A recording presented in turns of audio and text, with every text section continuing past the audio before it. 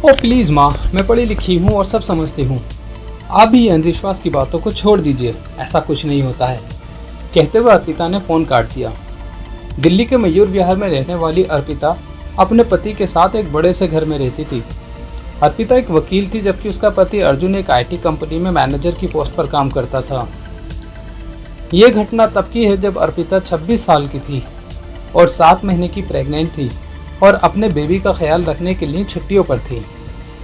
एक रात अर्पिता के पति जब शाम को ऑफिस से लौटे तो उन्होंने पास ही एक पार्क में टहलने का प्रोग्राम बनाया। रात के 9 बज रहे थे। वो दोनों अपनी कार से पार्क पहुंचे ताकि रात को वापस आते वक्त दिक्कत ना हो। पार्क में 2-4 लोग ही चहलकदमी कर रहे थे। अर्पिता और अर्जुन ने भी वहां आधे घंटे तक चहलकदमी की और आइसक्रीम खाई। फिर जब थक गए तो वापस चलने का फैसला किया। अर्जुन ड्राइवर सीट पर थे और अर्पिता ने जैसे ही अपनी तरफ का कार का गेट खोला तभी पीछे से सफ़ेद साड़ी में लिपटी एक बूढ़ी और भद्दी सी दिखने वाली औरत ने अर्पिता की ड्रेस को खींचा, जो कह रही थी, उसे मेरे करीब लाओ, उसे मेरे करीब लाओ। उसे देखकर अर्पिता की चीख निकलते निकलते रह गई। अर्पिता ने जल्दी से अपनी ड्रेस छुड़ाई और कार में बैठ गई।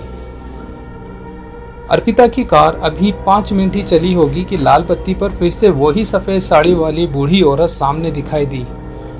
पहले तो अर्पिता को हैरत हुई कि कार से पहले वो बुढ़िया कैसे पहुंच गई, लेकिन फिर अर्जुन की बातों में अर्पिता ने अपना ध्यान उस बूढ़ी औरत से हटा लिया और जल्द ही अपने घर पहुंच गई। अगली रात अर्पिता के पति किसी बिजनेस वर्क के लिए शहर से बाहर गए हुए थे और अर्पिता घर पर अकेली थी। रात को 2 बजे के करीब जब अर्पिता की नींद खुली तो जिसे अर्पिता ने देखा वो देखकर पूरी तरह कांप गई और आंखों पर विश्वास नहीं हुआ। उसने देखा कि वही बूढ़ी औरत अर्पिता के पलंग के बगल में बैठी हुई है और अर्पिता के पेट की तरफ इशारा करते हुए कह रही है, उसे मेरे करीब लाओ, उसे मेरे करीब लाओ।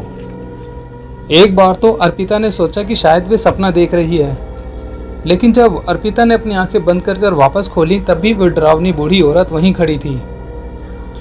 अर्पिता के दिल की धड़कन बढ़ गई और ये सोचकर कि वे बच्चे को नुकसान ना पहुंचाए, वे डरते हुए घर के दरवाजे की तरफ भागी और बाहर निकलकर पड़ोसियों का दरवाजा खटखटाया।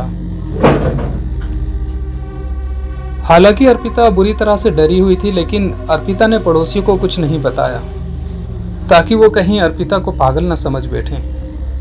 उसने तुरंत अपने पति को फ़ोन किया और फौरन वापस घर आने के लिए कहा। सुबह के 5 बजे तक अर्जुन घर आ गया था। अर्पिता ने उसको सारी घटना बताई। जब ये बात अर्पिता ने अपनी माँ को बताई तो वो तुरंत अर्पिता के घर आ गई और उन्होंने घर में छोटी सी पूजा करवाई ताकि वो डरावनी बूढ़ी औरत उसे दोबारा ना दिखे। उस पूजा के बाद अर्पिता ने कभी उस बूढ़ी औरत को नहीं देखा। अर्पिता की मां ने बताया कि गर्भावस्था के दौरान औरतों को रात में सुनसान जगहों पर नहीं जाना चाहिए, क्योंकि ऐसी जगहों से कुछ रूहें अक्सर साथ लग जाती हैं। कुछ दिनों पहले फ़ोन पर मैंने तुम्हें यही बताने की कोशिश की थी, लेकिन तुमने मेरा फ़ोन काट दिया था। ये कहते हुए अर्पिता की मां ने उसे गले से लगा लिया।